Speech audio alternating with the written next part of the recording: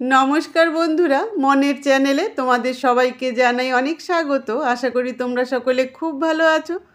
आज आमि तोमादेरके शीतकाले सकलेर अत्यंत पछंदेर एकटी पिठे चितई पिठेर रेसिपि निये हाजिर हयेछि।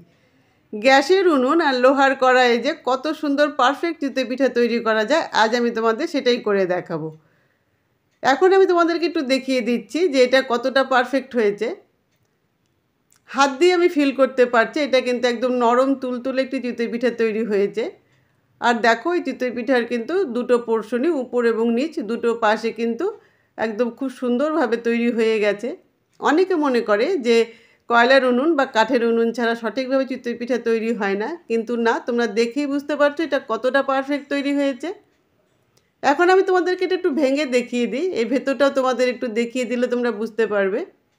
দেখে বোঝাই যাচ্ছে যে ভেতরটাও কত সুন্দরভাবে তৈরি হয়েছে। তো চলো এখন রেসিপিটা দেখে নেওয়া যাক।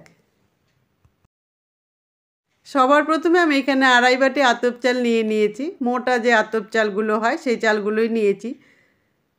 পিঠে খাওয়ার জন্য আমরা যে চালগুলো আনি সেই চালগুলো নিয়ে আমি কিন্তু এখন 2 থেকে 3 বার খুব ভালো করে ধুয়ে নিয়ে 3-4 ঘন্টা আমি খুব ভালোভাবে চালগুলোকে ভিজিয়ে রাখবো।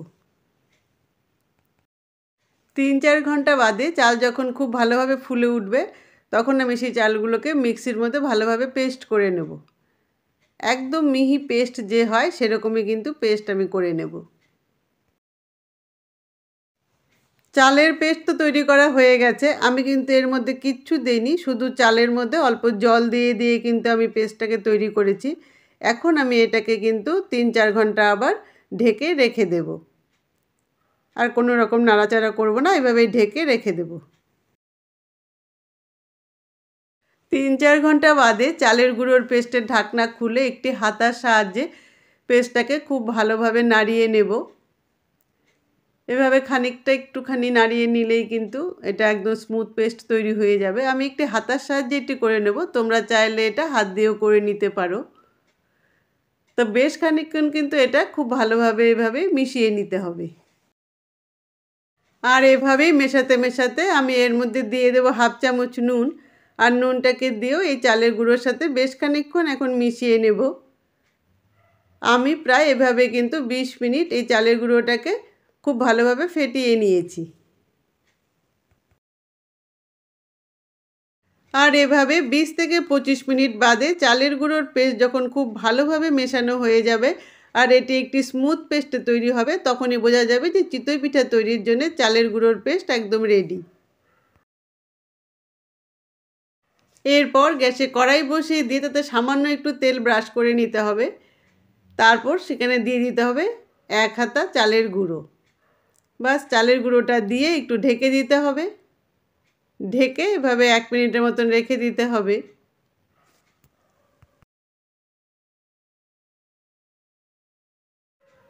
1 মিনিট এভাবে ঢাকনা দিয়ে রেখে দেওয়ার পর দেখা যাক এখন আমার চিতই পিঠা ঠিক পারফেক্ট হয়েছে কিনা।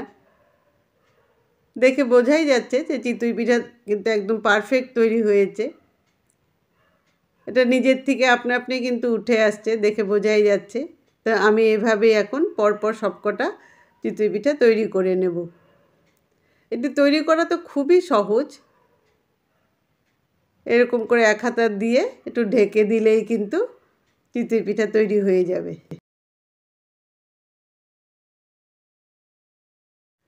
অনেকে চিতই পিঠে কিন্তু অনেক সময় সেদ্ধ চাল দিয়ে করে থাকে, কিন্তু আমি যখনই এই চিতই পিঠে তৈরি করি তখনই কিন্তু আমি আতপ চাল দিয়েই করি। আমার কাছে আতপ চাল দিয়ে চিতই পিঠে তৈরি করলে অনেক বেশি টেস্টি মনে হয়।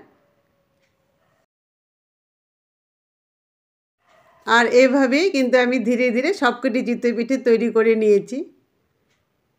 খুব সহজেই কিন্তু এটি তৈরি হয়ে যায় আর সময়ও খুব বেশি লাগে না।